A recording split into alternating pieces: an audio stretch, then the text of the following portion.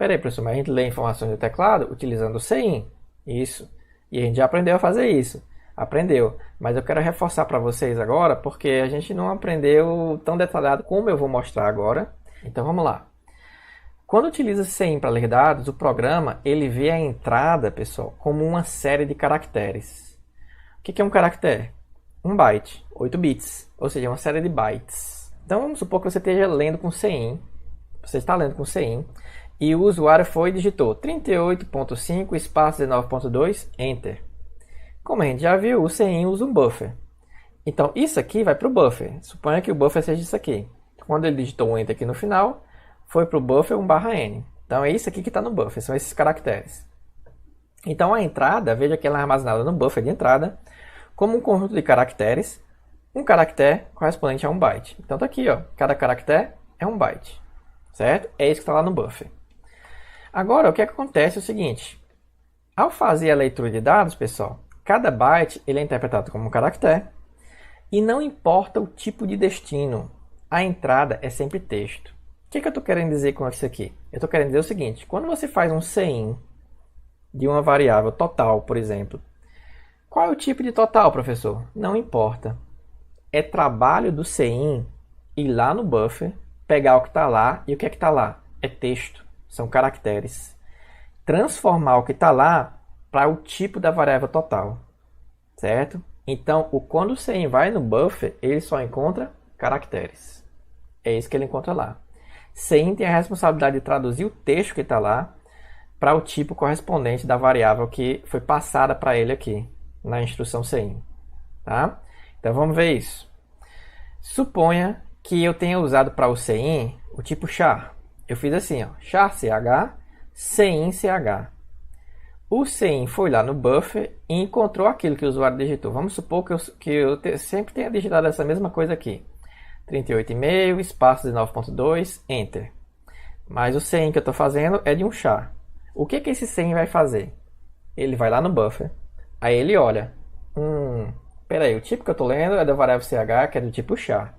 Um char é só um caractere. Então eu vou lá no buffer, pego um caractere e volto. Então ele vai lá no buffer, pega o primeiro caractere, ou seja, os primeiros 8 bits, bota na variável ch e acabou o trabalho dele. Certo? ch contém agora esse caractere, que representa o número 3. Tá? Aí, beleza. Mas e se o tipo do CIN não for ch, não for char, for um int? O que aconteceria nesse caso? O buffer, vamos assumir que contém a mesma coisa de antes. Se o CIN que eu estou realizando aqui for de n, que é uma variável inteira, aí o CIN vai lá, ele vai dizer, opa, agora eu vou ter que ir lá no buffer buscar um inteiro. Um inteiro eu sei que são dígitos. Então vamos ver, ele vai lá no buffer e encontra esse camarada aqui, que é o 3. Ele, 3 é um dígito? É, beleza, vamos para o próximo. 8 é um dígito? Sim. Próximo. Ponto é um dígito? Não. Para. Ele vai pegar o dígito 3 e o dígito 8, vai formar o número 38, vai converter ele para o código binário do 38 e vai guardar na variável n. Acabou o serviço dele. Mas se esse CIN estiver trabalhando com um float, a variável for float, val, o que vai acontecer? Mais uma vez ele vai lá no buffer, suponha que tem a mesma coisa, ele vai lá e ele vai dizer, opa, eu vou lá buscar um float. O que é um float? São dígitos, mas pode ter o ponto, né? Num float. Então pode ser, por exemplo, 3. Ok, 3 é um dígito, 8 é um dígito, ponto. Ponto faz parte de um float. Pode fazer parte de um float. Ele pega o ponto. 5 é um dígito, beleza? Espaço. Opa, espaço não faz parte de um número ponto flutuante, ele para. 38.5 é o resultado, ele converte isso na notação ponto flutuante em binário, certo? Mantissa, expoente, como a gente viu, guarda lá na memória que está associado a essa variável val. Ou seja, val vai conter o 38.5. Então todo esse trabalho quem faz é o CIN.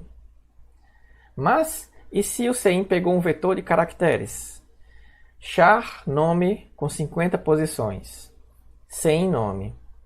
E agora, o CIN vai lá no buffer, e aí o que ele faz? É um vetor de caracteres, ele sabe que quando ele vai lá no buffer, ele tem que pegar o quê?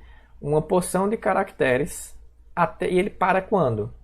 Aí a gente já viu que o CIN, quando a gente está lendo ele, né? Quando ele está lendo um string com CIN, o que é que ele faz? Ele para quando ele acha o primeiro espaço, ou tabulação, ou pula linha, ou barra N, né? Então é isso que ele vai fazer, ó. Ele vai lá no buffer, 3, ele pega 8, pega ponto, pega 5, ponto, 5, ele pega espaço, parou, porque ele para no primeiro espaço, certo? Então não foi igual ao outro caso. O outro caso era um float, ele parou porque o espaço não era mais um número, não fazia parte de um ponto flutuante. Aqui ele parou porque o espaço ele encara como sendo um ponto de parada para um vetor de caracteres, né? Porque um vetor de caracteres, o CIN ele lê só uma palavra por vez. Então o espaço seria, né, já iniciaria outra palavra aqui depois. Então ele para. Ele vai pegar esse daqui, que não é bem uma palavra, né, mas para ele tanto faz, né? São caracteres, e ele vai criar, ele vai colocar, ó, os bits aqui, ó, que representam o código do 3 na tabela ESC, ele vai botar aqui.